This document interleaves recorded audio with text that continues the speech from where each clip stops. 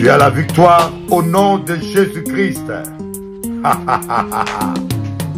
Tout est possible à celui qui croit. Anouaï. Ah. Yokandou les petits. Tikabango balo babalongami au nom de Jésus. Eh bah. Anouaï. Ne baisse pas tes mains. Tu t'en sortiras. Je crois en toi, moi, Bishop Eli. Je crois en toi. Ce n'est pas fini pour toi. Tant qu'il y a la vie, il y a l'espoir. Eh ben. Alors lève-toi, danse, maman. Ok? Ok? Eh, Machoko Mikwata. Studio time. Tell me the truth. Tell me the truth. Yeah. Je suis orphelin d'amour sans toi. Je vis sans amour quand tu n'es pas là. I am orphan in love without you. I live without love since you go away.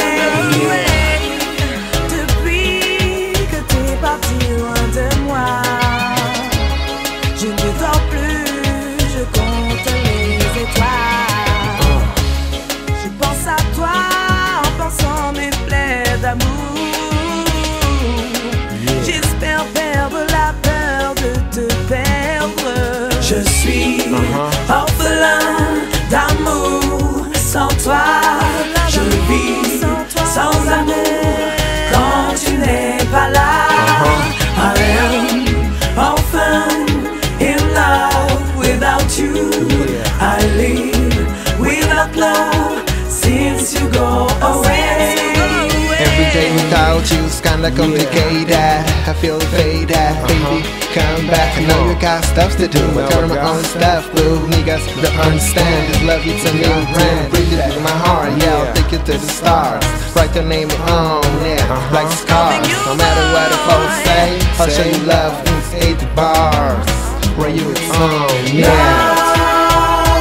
Loving you, my baby, I'm loving you, my sugar, I'm loving you, my baby, I'm loving you, my sugar. Stay with me, stay. Stay, baby, come on.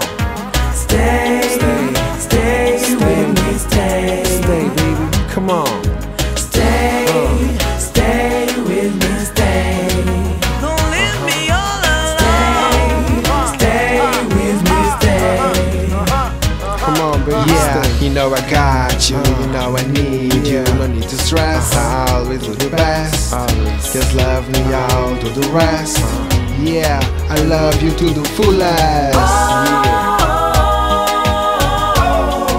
Bolingo na nzambe zongela ngai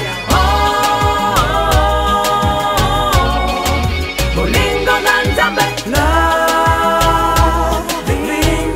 Loving you, my baby, I'm loving you, my sugar, I'm loving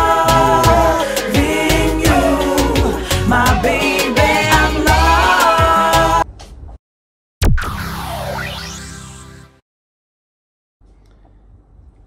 Cet enseignement est très important.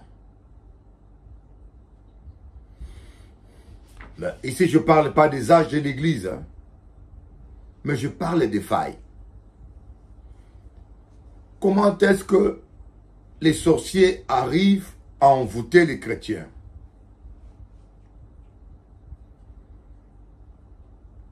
Moi, j'ai vu des sorciers tuer un prophète. Des sorciers qui arrivent à tuer un homme de Dieu. Ça peut vous choquer. Mais je vous dis que les sorciers peuvent arriver à tuer un pasteur. Les sorciers peuvent arriver à bloquer. Il y a des enfants de Dieu dont la vie est bloquée. Ils vont dimanche à l'église. Ils chantent des cantiques. Ils prient. Mais leur vie est bloquée. Je vous dis, leur vie est bloquée. Ils n'arrivent pas à avancer.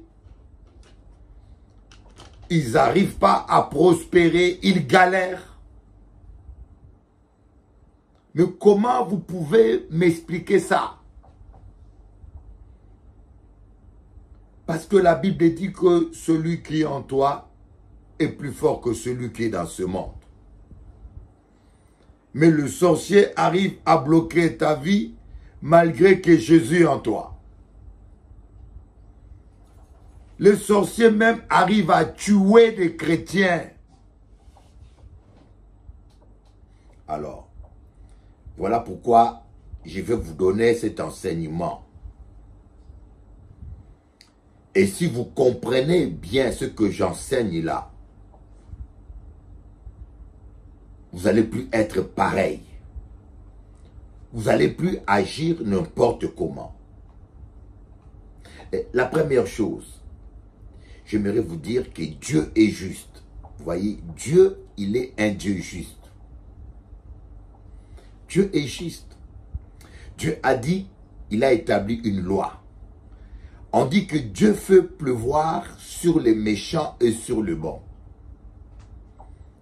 C'est une loi que Dieu a établie. Quand un sorcier va planter des ignames, quand un prêtre vaudou va planter les ignames, quand un curé va planter les ignames, quand un chrétien va planter les ignames en parlant en langue, quand Dieu fait pleuvoir, il fait pleuvoir pour tout le monde.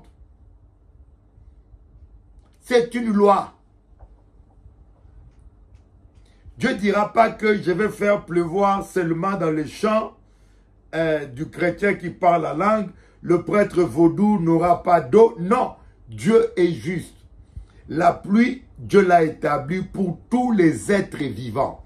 C'est une bénédiction universelle. Ça veut dire que quand tu es un être vivant, une plante, un chien, la terre même, Dieu l'arrose.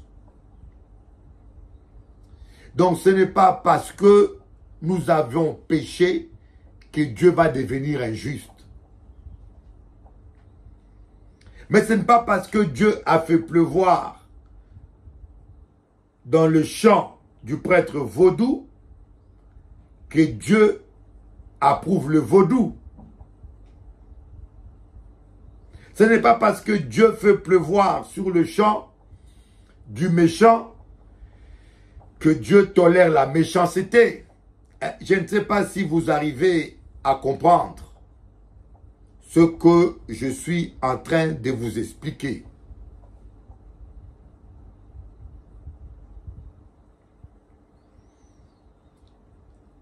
C'est comme la loi de la foi.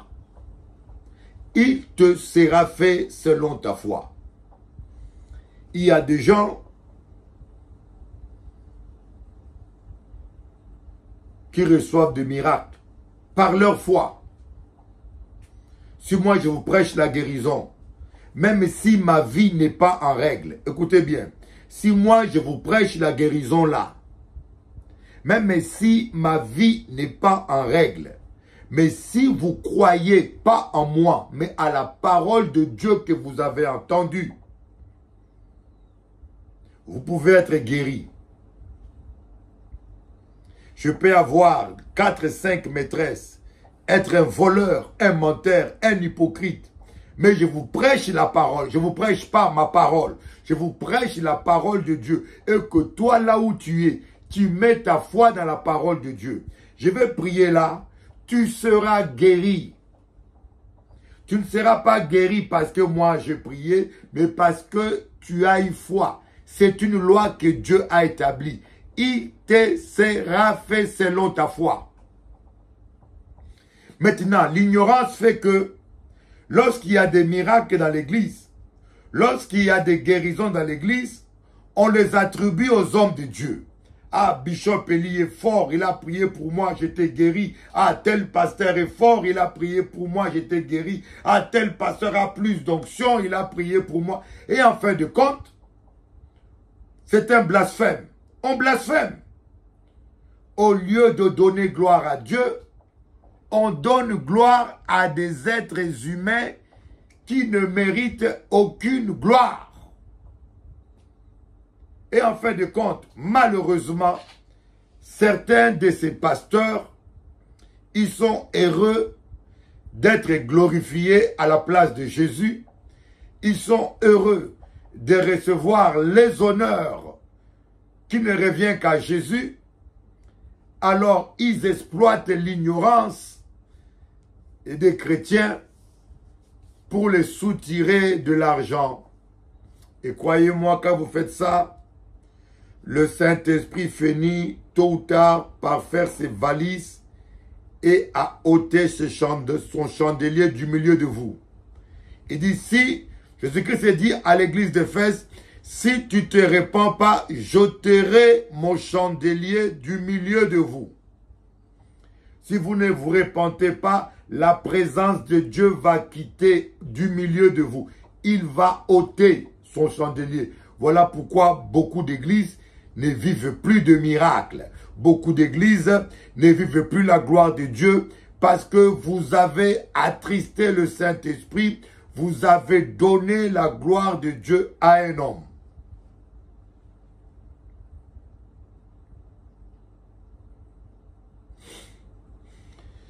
Nous voyons dans Éphésiens, chapitre 4, verset 27, « Et ne donnez pas accès au diable. » Voyez, ne donnez pas accès au diable. Et ici, l'apôtre Paul est en train de parler aux chrétiens d'Éphèse, l'église d'Éphèse. L'apôtre Paul est en train de parler à ses brebis, ne donnez pas accès au diable. Mais vous savez, le diable a des droits. Si vous donnez accès au diable, il a droit d'entrer. Vous pouvez parler en langue toute la nuit. Mais si vous donnez accès au diable, le diable rentrera. Ce n'est pas votre parler en langue qui va l'arrêter. Et ce n'est pas le Saint-Esprit qui va l'arrêter.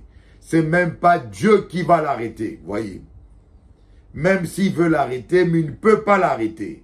Parce que Dieu respecte sa parole. Parce que Dieu est juste. L'amour de Dieu pour toi n'annulera pas sa justice. C'est la raison principale pour laquelle Jésus-Christ dit, l'ennemi vient, mais il n'a rien de lui en moi.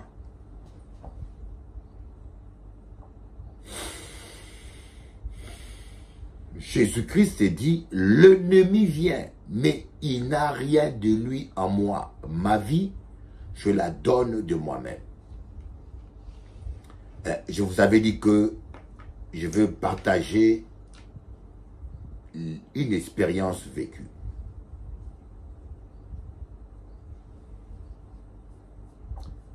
Avant ça, on va lire un verset dans Proverbe.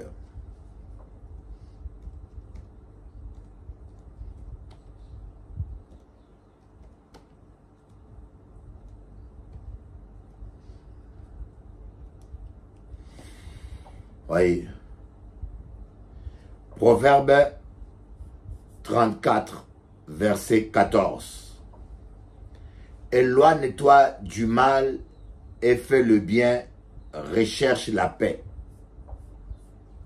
Ah là, non, ça c'est le psaume, ça. Ah non.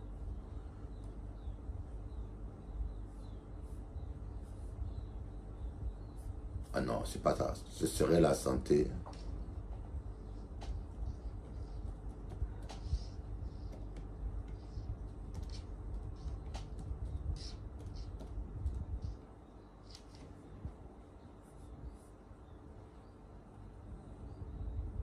Proverbe 3, verset 8.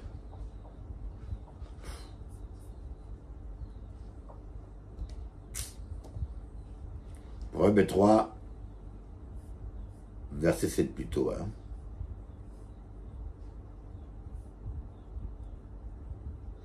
Proverbe 3, verset 7. Voilà, on commence. Ne sois point sage à tes propres yeux, crains l'Éternel et détourne-toi du mal. Ce sera la santé pour tes muscles et un rafraîchissement pour tes os. Je vais répéter. Ne sois point sage à tes propres yeux. Oui. Ne sois pas sage à tes propres yeux. Crains l'Éternel et détourne-toi du mal. Voilà. Qu'est-ce qu'il dit? Ce sera la santé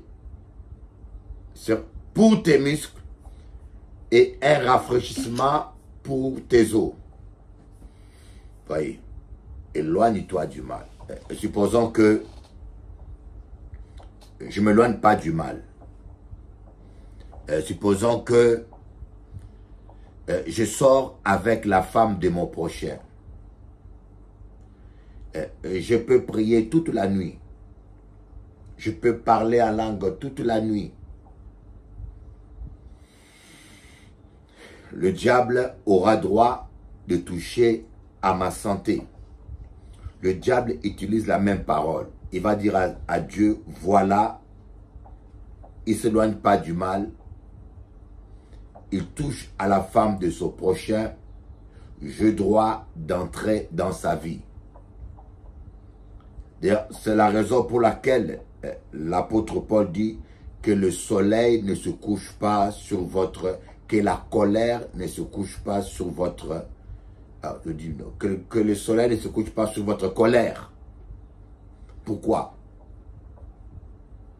Pourquoi il ne faut pas dormir en colère?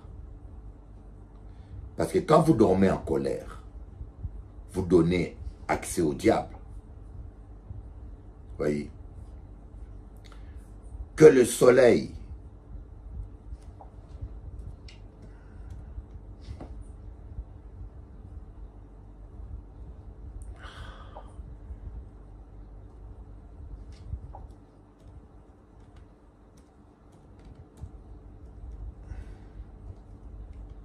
ne se couche pas sur ta colère. Voyez.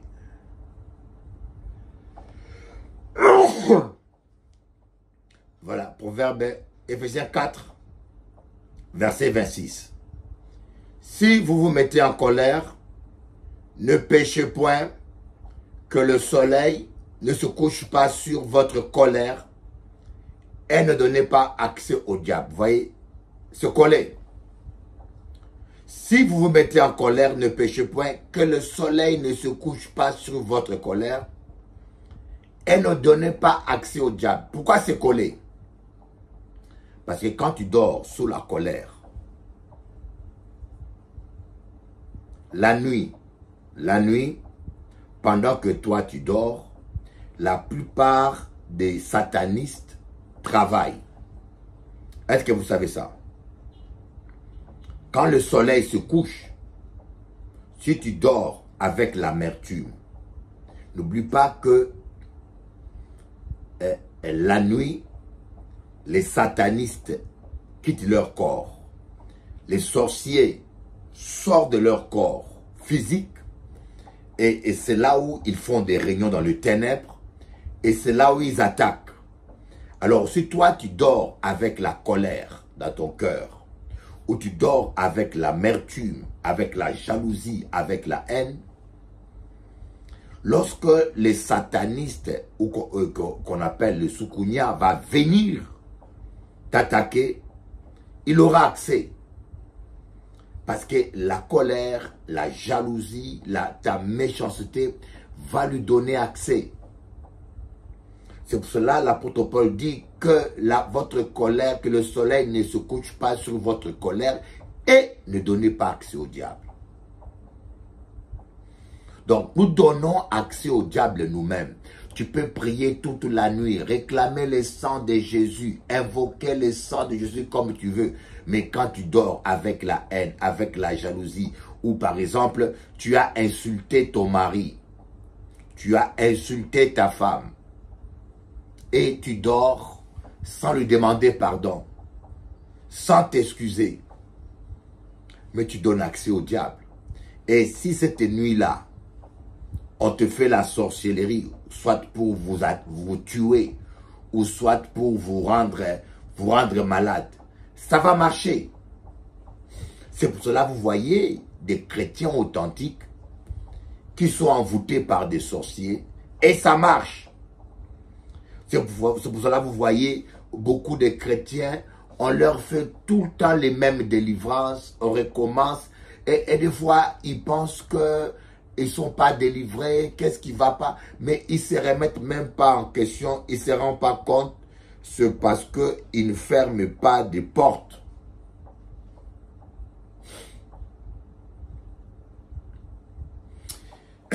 Et vous savez, des fois, ça me fait...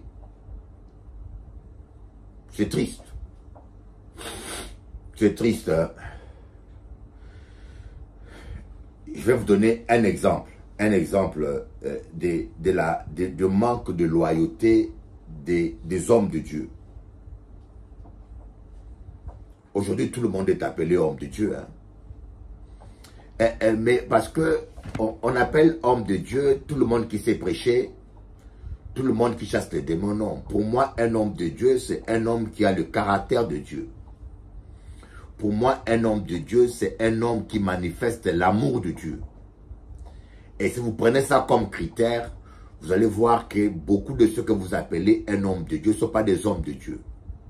Je ne peux pas avoir 5 maisons, 5 villas de 1 million, 1 million, 1 million, quand mon pasteur assistant n'a même pas une maison.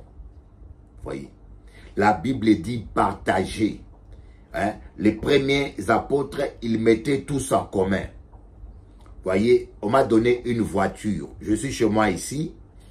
J'ai ma vieille voiture. Dieu m'a fait grâce. Et il y a le frère Marc, le mari de Lucette, qui m'a repeint ma voiture gratuitement. Et ma fille, Mary, m'a donné une voiture. Et la voiture, elle est vieille, mais elle est bonne. Elle roule bien. Vous voyez? Et j'ai une sœur. Ça me fait maintenant 3 voitures. J'ai la voiture de ma femme. Et ma voiture, à moi, j'étais allé le repeindre. Mais j'ai une sœur que j'aime, dont je ne donnerai pas les noms. Elle n'a pas de voiture. Elle doit travailler.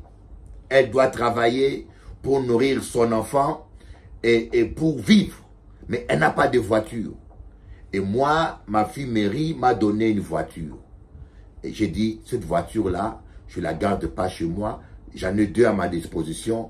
J'ai dit à l'autre sœur, prends la voiture. Je lui ai donné la voiture. J'ai dit, je te le prête, tu roules avec jusqu'à ce que tu auras les moyens d'acheter une voiture. Je lui ai prêté. Cette sœur-là, maintenant, elle travaille. Elle a pu travailler. Elle a un salaire. Elle a trouvé sa maison. Elle roule avec la voiture. Je te le prête. J'en ai 2. La Bible dit partager. Je te le prête jusqu'à ce que tu aies le moyen d'acheter. Et si elle a le moyen d'acheter, quand elle va acheter sa voiture, je vais récupérer cette voiture-là et je la prêterai à quelqu'un d'autre. Dieu nous appelle à partager. Je ne peux pas être un homme de Dieu. J'ai 3 voitures là, je suis assis, et j'ai dans l'église les gens qui manquent de transport, je m'en occupe même pas, je leur donne rien, je roule en Rolls. Ce n'est pas biblique. Un homme de Dieu, on doit voir l'amour en toi. Tu dois partager.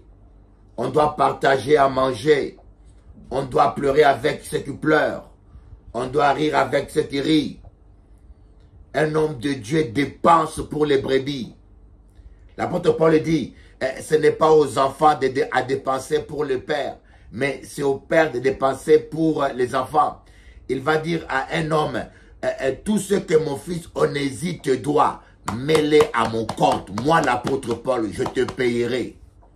Tout ce que mon fils spirituel, imaginez-vous, vous avez un pasteur qui paye vos dettes, s'il a les moyens. L'apôtre Paul dit, tout ce que Onésite, mon fils spirituel, te doit, mets-le toi à mon compte. Moi, son père spirituel, je payerai tout.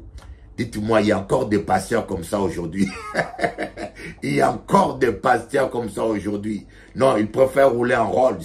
Ils préfèrent s'habiller comme un païen avec des montres qui vaut 100 000 euros. Un homme de Dieu, il n'a même pas honte. Une montre qui vaut 100 000 euros. Il préfère dormir dans une toile en première classe. Un billet qui vaut 10 000 euros. Vous voyez? Un billet, alors que tu as dans l'église des gens qui n'ont pas à manger, des enfants qui... Non, non. Je peux avoir tort, hein. Je peux avoir tort. Peut-être que c'est moi qui comprends mal la parole, mais moi je suis désolé. Je vous dis, je suis désolé. Vous êtes un homme de Dieu. Apprenez à partager.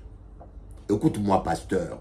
L'amour là que tu nous prestes, vis-le un peu. Apprends à partager. On n'est pas comme des païens. On ne doit pas être comme des païens. Alors,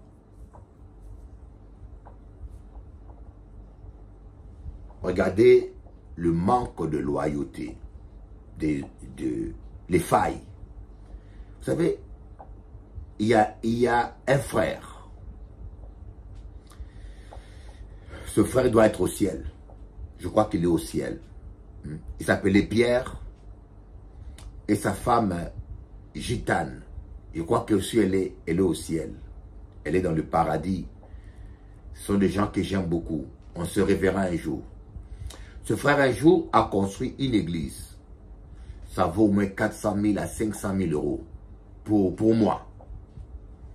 Il a construit une église. Et il m'a dit, Bishop Eli, c'est pour toi. Mais quand il a terminé l'église, il y a eu une discorde. Un jour, j'ai attaqué un péché et le frère s'est fâché. Il m'a dit, il quitte l'église, il part avec son bâtiment. Ce qui n'est pas biblique. La Bible dit que ton oui soit oui, que ton non soit non. Tu as construit. Dieu t'a donné l'argent, tu as construit, tu as donné une parole, tu dois honorer cela. Bon, il était jeune dans la foi, voyez, c'était un jeune dans la foi. On ne peut pas l'en vouloir, il était encore jeune dans la foi. Mais que pensez-vous? Cette église qu'il a construite pour moi, ce bâtiment, il le prend, il appelle une autre église, d'autres pasteurs, d'une autre église évangélique. Une autre église évangélique. Il leur dit, je vous le donne à vous. Et ces pasteurs-là ont profité de ça. Ils ont accepté. Ils ont pris quelque chose qui n'a pas été destiné à eux. Voyez. Donc moi j'étais là, j'ai dit, mais oh, que c'est triste. Que c'est triste l'évangile. Les pasteurs, parfois, nous sommes minables. Voyez, nous sommes déloyaux. Voyez, ils se croient riches. L'église de Laodicée dit, je suis riche, je me suis enrichi. Mais tu ne sais pas que tu es pauvre et que tu es nu. Normalement, la loyauté, un homme de Dieu loyal, un homme de Dieu honnête, devrait dire, mon frère, tu nous donnes ce bâtiment, mais merci pour ton geste, mais tu ne l'avais pas construit pour nous, tu l'avais construit pour le ministère de Bishop Eli, tu lui avais donné une parole, tu dois honorer cette parole. Merci pour ta gentillesse, mais ce bâtiment-là revient à Bishop Eli. Si nous devons le prendre, on doit le prendre avec la bénédiction et l'autorisation de Bishop Eli. Parce que spirituellement, tu as donné une parole devant Dieu. Voyez, ça c'est des hommes de Dieu honnêtes. Mais ça n'existe plus. Ça n'existe plus.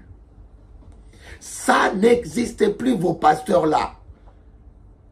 Et vous savez qu'est-ce qui s'est passé? Ces gens-là ont pris le bâtiment. Les jours de l'inauguration. Écoutez-moi bien.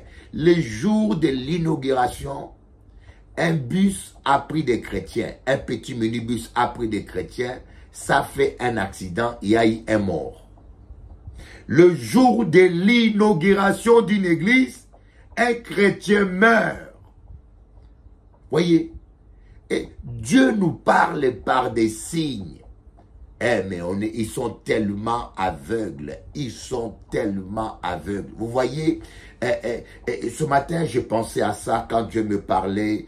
Il me montrait les failles, manque de loyauté, manque de respect. Ce n'est pas seulement les chrétiens, les pasteurs, nous ne sommes pas loyaux.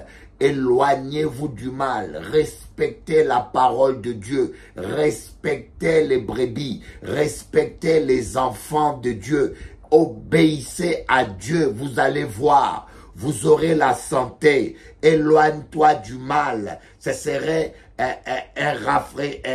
la santé pour tes muscles et un rafraîchissement pour tes os. Éloignez-vous du mal, mais il n'y a pas plus malhonnête. N'oubliez jamais, un bien mal acquis ne profite jamais. Qu'on vous en parle en quel langage? Vous voulez qu'on vous parle de cela en quel langage? Un bien mal acquis ne profite jamais.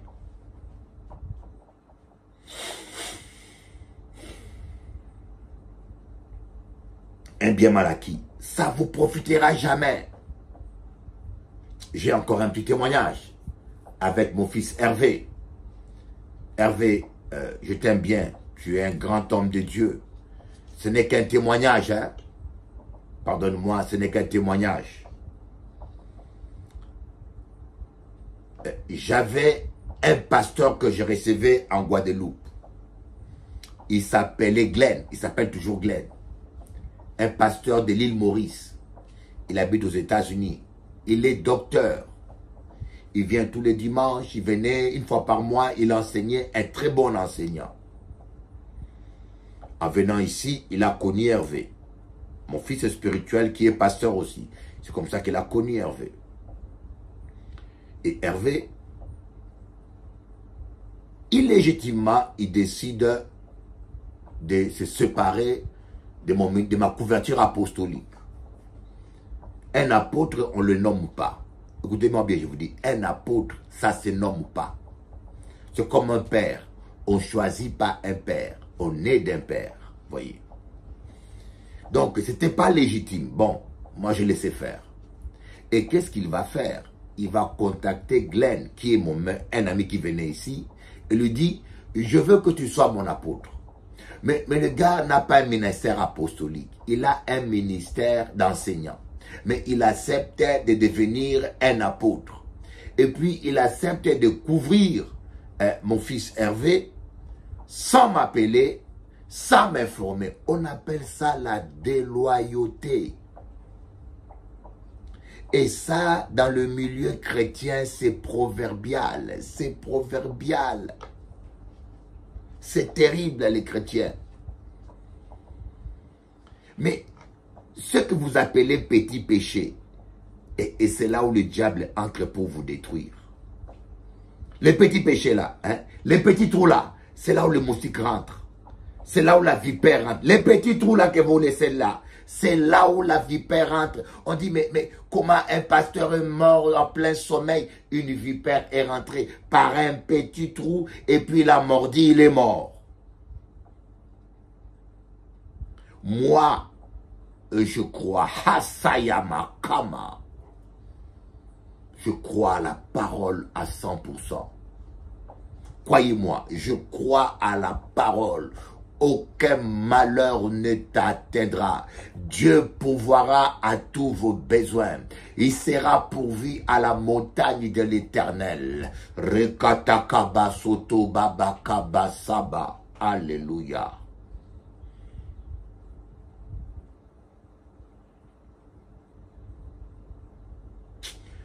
Je crois à la parole.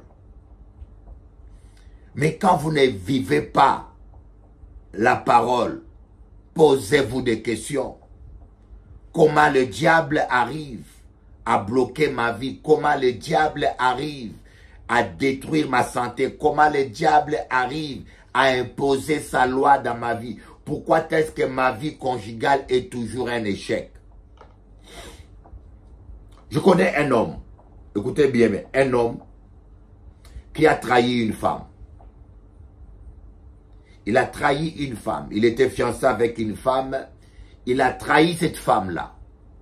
Il a trompé, il a trahi, il a brisé son cœur. Mais vous savez que cet homme-là, toute sa vie sentimentale n'a été que catastrophique. Il s'engage avec une telle femme. La femme le jette. Il s'engage avec une autre femme. Là. Il s'engage avec une femme. La malédiction le poursuit. Les démons entrent dans la femme. Détruit le mariage, il divorce, il s'engage encore avec une autre femme. La malédiction prononcée par la première femme continue à le poursuivre. Il divorce. Et puis il me dit, mais Bishop Eli, je ne comprends pas, les femmes sont mauvaises. Chaque fois que je m'engage avec une femme, on me trahit. Et ce n'est pas des femmes qui sont mauvaises, c'est le diable qui est mauvais. Tu as une malédiction qui te poursuit. La malédiction te poursuit partout. Chaque fois que tu rencontres même une femme qui est bonne, si ce n'est pas une femme de prière, la malédiction prononcée par la première fille que tu avais trahi et brisé la vie, le démon là, pour te poursuivre, il va rentrer dans cette femme et la rendre mauvaise. Vous savez, le problème, tu as besoin d'une repentance. Tu as besoin d'une vraie repentance. Et la vraie repentance, il faut demander pardon à la fille que tu as trahie. Il faut demander pardon. Ah bon, tu es pasteur, tu peux beau être pasteur, tu peux beau être bishop, tu dois payer ta dette. Ne donnez pas accès aux démons, c'est une parole qui est adressée à tout le monde. Ne donnez pas accès aux démons, c'est une parole qui est donnée à tout le monde. Chrétien, païen, à tout le monde. Alors, vous ne payez pas vos dettes. Au nom de Jésus, Satan, tu es lié. Au nom de Jésus, Satan, je t'arrête. Au nom de Jésus, je brise. Tu brises quoi? Tu brises quoi? Est-ce que tu as droit de briser?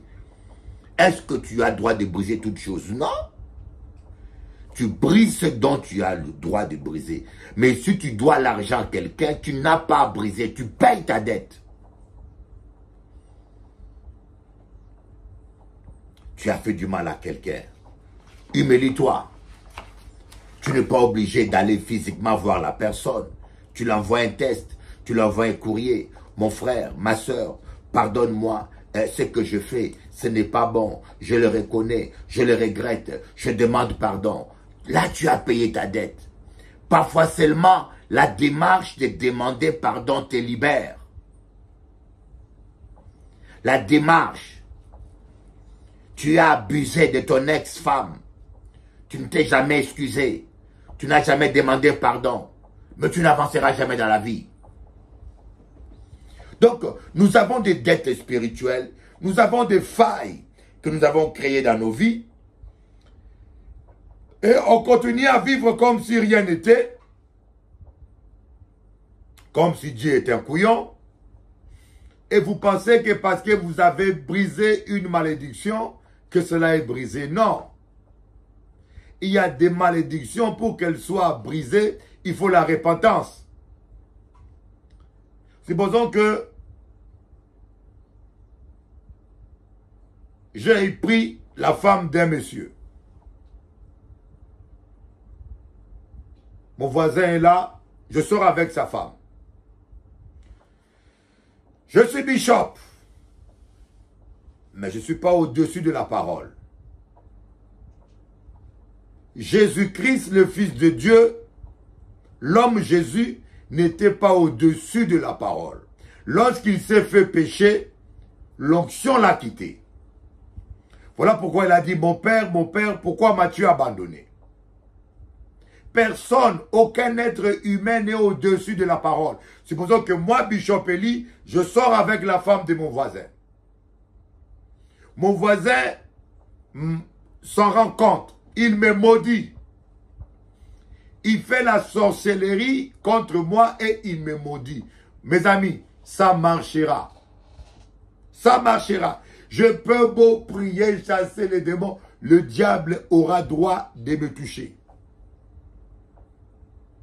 Voilà pourquoi vous voyez des chrétiens, on les délivre, ils ne sont pas délivrés, on chasse les démons ne s'en vont pas, parce qu'ils ont des dettes.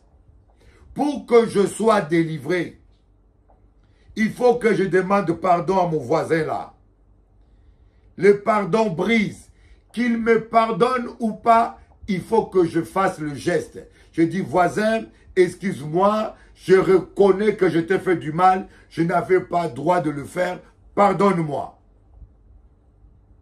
Qu'il me pardonne ou pas, le fait simplement de faire la démarche de pardon, je paye ma dette. Et là, je peux maintenant briser la malédiction, elle sera brisée. J'aurai le pouvoir de briser. Mais tant que je ne m'humilie pas, je ne demande pas pardon à celui. C'est comme si je vole l'argent du voisin. Je vais chez le voisin, je vole son argent. Et le voisin, il maudit. Il fait une cérémonie vaudou ou cérémonie mahémé pour maudire celui qui a volé son argent. Je peux être Bishop Eli ou chrétien, je serai maudit. Même Jésus-Christ a dit, le diable vient, mais il n'a rien à moi. Je donne ma vie de moi-même. S'il avait quelque chose en moi, il le prendra de force. Je peux beau gêner, je peux beau prier. La malédiction va me suivre partout. Le jour où je vais dire, écoutez voisin, c'est moi qui a volé ton argent. Prends ton argent, je paye ton argent, je demande pardon. Alors là, la malédiction est brisée. Qu'il me pardonne ou pas, je paye ma dette devant Dieu. Et si je n'ai pas l'argent, quoi faire? Si je n'ai pas l'argent pour rembourser, mais le fait seulement de demander pardon et de m'engager, de donner ce que je peux donner, Dieu voit ma sincérité, Dieu me donnera le moyen de rembourser et là la malédiction va s'arrêter. Donc beaucoup de chrétiens lient les démons sur lesquels ils n'ont pas d'autorité. Vous prenez autorité sur des démons qui ont droit sur vous. C'est pour cela que quand ta vie est bloquée, tu es un enfant de Dieu. Quand les sorciers arrivent à bloquer ta vie, à bloquer tes affaires, à bloquer ton mariage, avoir un pouvoir sur toi, ce n'est pas le pasteur qui manque de puissance. Ce n'est pas l'église qui manque de puissance. Examine-toi toi-même. La Bible dit, examinez-vous vous-même. Remettez-vous en question. Il y a beaucoup du mal que nous avons fait aux gens, dont on ne s'est pas repenti. Tu avais un jour giflé ton père. Tu dois demander pardon. Tu avais un jour, moi, j'ai demandé pardon à mon fils. Tu avais un jour giflé ta mère, insulté ta mère. Tu dois demander pardon. Quand tu es un chrétien, tu dois demander pardon. Parce que si ta mère a prononcé des paroles parce que tu l'as giflé, ou si le sorcier a vu ce que tu as fait, il va te poursuivre. Il va profiter parce que tu donnes accès à la malédiction. La Bible dit, honore ton père et ta mère afin que tu vives longtemps sur la terre et que tu sois heureux. Éphésiens, c'est le premier commandement suivi d'une promesse. Toi, tu insultes ta mère, tu tapes ta mère et tu te maudis toi-même. Une fois que tu es converti, tu es tellement orgueilleux que tu ne veux pas t'humilier devant tes parents. Tu ne veux pas t'excuser. Tu vis comme si rien ne s'est jamais fait. Tu fais comme si tu n'as jamais rien fait. Toi, tu es une femme mariée. Tu as trompé ton mari. C'est délicat. C'est délicat. La première chose, il faut voir ton pasteur. Il faut confesser à ton pasteur. Je dis bien un vrai pasteur. Et le pasteur, conduit par l'esprit, il va voir si ton mari est prêt à écouter cela. Il va prier pour toi. Vous allez jeûner ensemble. Vous allez prier pour que Dieu prépare le cœur de ton mari. Parce qu'une fois que tu as trompé ton mari, tu as rompu l'alliance. Tu as ouvert la porte à l'interdit. Il faut que vous soyez bénis de nouveau. Il faut que la malédiction soit brisée et que vous soyez bénis de nouveau. Mais qu'est-ce que certaines femmes font? Elles font comme si elles n'ont rien fait. Vous savez que embrasser un homme, c'est déjà coucher avec. Embrasser un homme. Tu m'as dit, mais je n'ai rien fait. Tu n'as rien fait, mais tu l'as embrassé. La salive.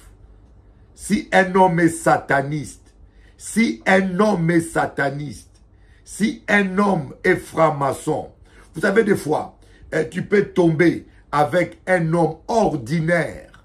Les conséquences seront ordinaires aussi. Vous voyez, c'est comme si moi, je veux coucher avec une autre femme, mais qui est en bonne santé. Je n'aurai pas de maladie.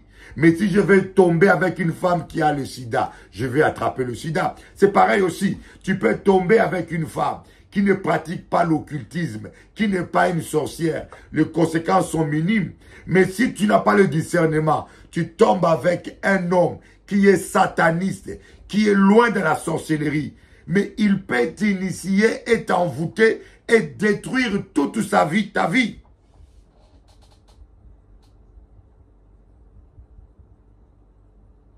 Voilà pourquoi il y a certaines femmes, comme certains hommes, qui me disent, Bishop Eli, depuis que je connais cette femme-là, ma vie est chaotique. Depuis que je connais cet homme-là, ma vie est foutue. Il y a des accès qu'il faut fermer.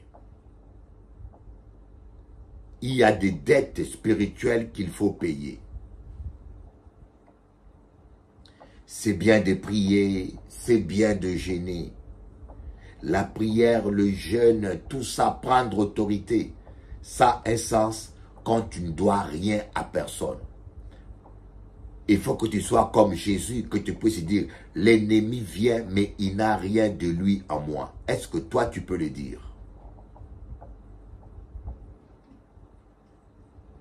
Aujourd'hui, avec les réseaux, c'est tellement facile de prendre un courrier, un SMS. Pardonnez-moi, c'est tellement facile.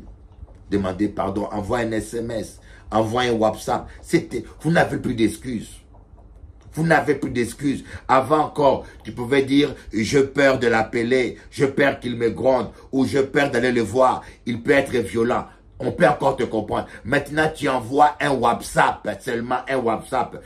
Monsieur, on avait vécu ensemble, je n'étais pas gentil avec toi, madame, je demande pardon. Qu'est-ce qu'il y a de compliqué? Tout ça, c'est l'orgueil ou la méchanceté qui t'empêche de t'humilier. Tu es tellement orgueilleux, fier, que tu ne veux pas t'humilier.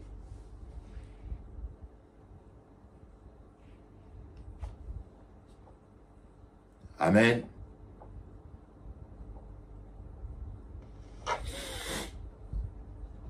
Merci Seigneur Jésus.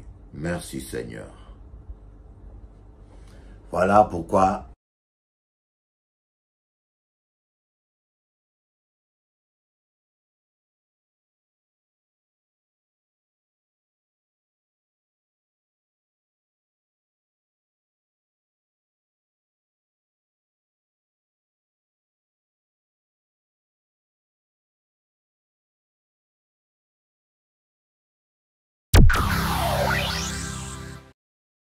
sont plus victimes. Et cela est dû à l'irresponsabilité et à l'égoïsme des hommes. Beaucoup d'hommes font de fausses promesses aux femmes. Beaucoup d'hommes ne sont pas stables émotionnellement. Je ne sais pas pourquoi cela est très accentué dans le milieu afro. Que ce soit noir américain, surtout aux Antilles, c'est encore pire. Des familles monoparentales où la mère n'a pas eu le choix. Quand vous avez un cœur blessé, votre mari vous a trahi, vous a fait croire autre chose, vous a trahi. Aux Antilles surtout, l'homme trompe la femme. Mais si au moins il est responsable à la maison et qu'il est correct, la femme peut rester. Mais il y a des hommes qui trompent leur femme et à la maison, il est méchant, il n'apporte parfois rien, ni moralement, ni financièrement.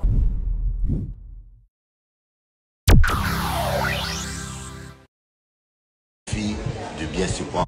Vie est belle. Vie est belle. Vie est belle.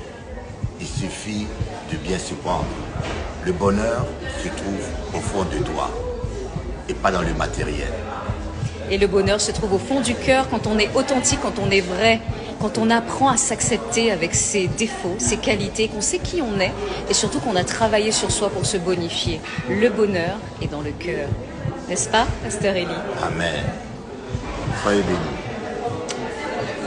La vie est belle. Il suffit de... La haine est un poison qui intoxique ta paix, qui intoxique ta joie, qui intoxique tes émotions. Un cœur haineux, rancunier ou revanchard ne peut pas connaître le bonheur, ne peut pas connaître la paix. Un cœur plein de rancune ne peut pas être inspiré. Lorsqu'il y a trop de sentiments de haine dans ton cœur, de rancune envers les gens, il y a peu de place pour l'amour, pour aimer tes amis, pour aimer la personne qui est près de toi. Malheureusement, le plus souvent, nous pensons plus à nos ennemis qu'à nos amis. Il y a des gens qui ne méritent même pas d'exister dans vos pensées. Il y a des gens qu'il faut s'efforcer d'ignorer. Comme on va se soulager aux toilettes et qu'on tire la chasse, il y a des gens, parfois il faut aller se soulager dans ta conscience et tirer la chasse et les oublier. Allège-toi, allège ton âme de ce fardeau, car le voyage de la vie est trop long pour te charger des noms, des souvenirs négatifs et néfastes. Que Dieu te bénisse. Studio time. Tell me the truth, tell me the truth. Yeah. Je suis orphelin d'amour sans toi. Je vis sans amour quand tu n'es pas là. I am orphan in love without you. I live without love since you go away. Depuis que t'es parti loin de moi, je ne dors plus, je compte les étoiles. Je pense à toi en pensant mes plaies d'amour. J'espère perdre la peur de te perdre. Je suis orphelin d'amour sans toi. Je vis sans amour quand tu n'es pas là. I am orphan in love without you. I live without love since you go away. Every day without you's kinda complicated. I feel faded, baby, come back. I know you got stuff to do, but got my own stuff, boo. Niggas don't understand this love, it's a new brand. Breathe it in my heart, yeah, I'll take you to the stars. Write your name on, yeah, like scars. No matter what the folks say, I'll show you love in 8 bars. Where you on, yeah.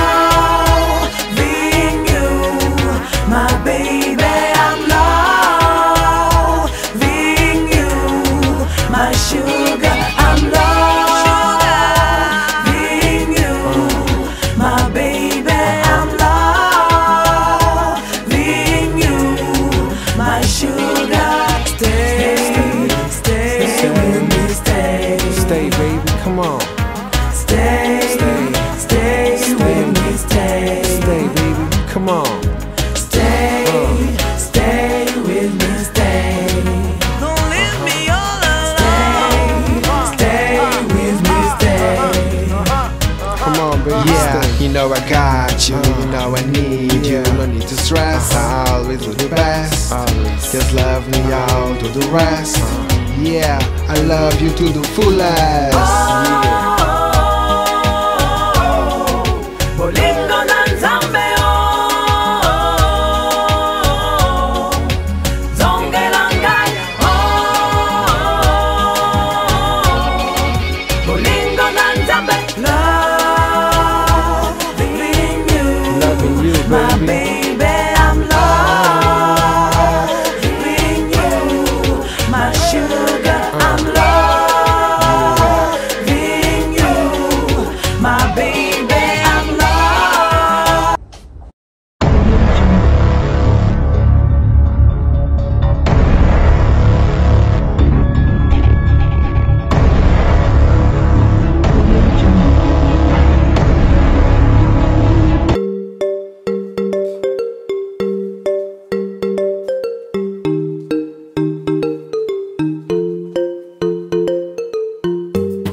C'est pas question d'une nuit, c'est pas question de plaisir.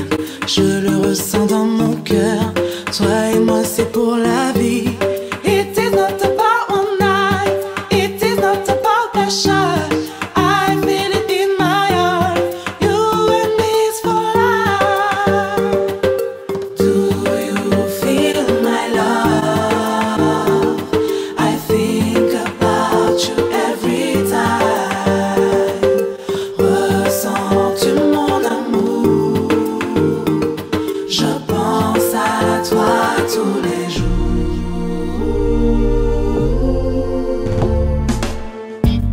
Je t'aimerai toujours, c'est promis. Je prendrai soin de toi pour la vie. I will love you forever. I promise you, I will take care of you all my life. Do you feel my love? I think about you every time. Ressens-tu mon amour? Je pense à toi tous les jours.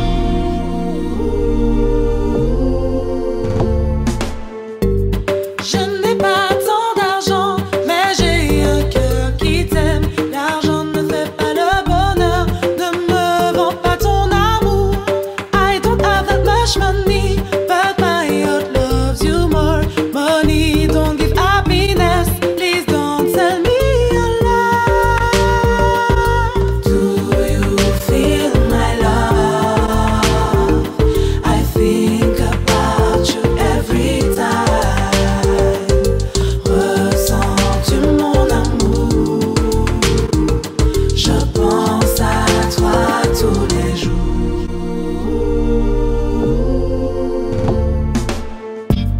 Je t'aimerai toujours, c'est promis.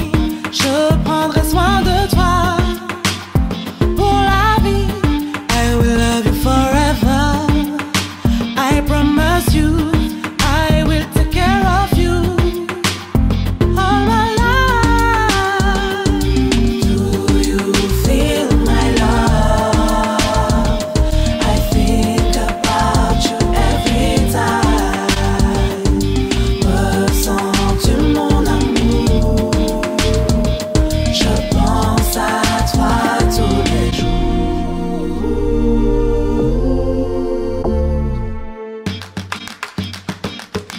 Oh,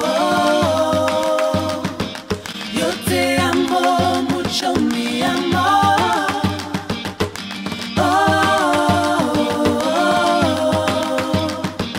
No me dejes solo, por favor.